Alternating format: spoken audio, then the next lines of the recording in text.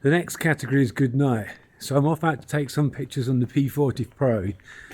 Huawei's night feature allows you to adjust the shutter speed manually and at ISO, or you could just let the camera do the work. Either way, it allows us to have some fun taking pictures in different low light environments.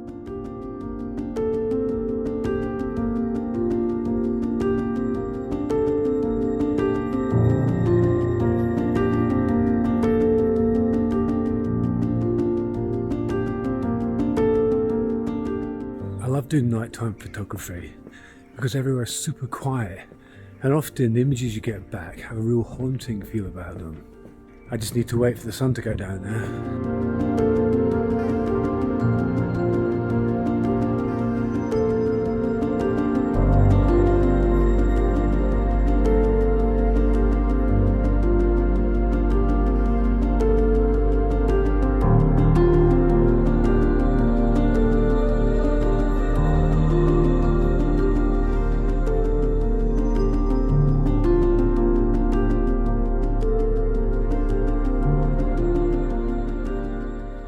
If you want to do a particularly long exposure to capture light traces, for example, remember to keep your phone as steady as you can. You'll get a much better result this way.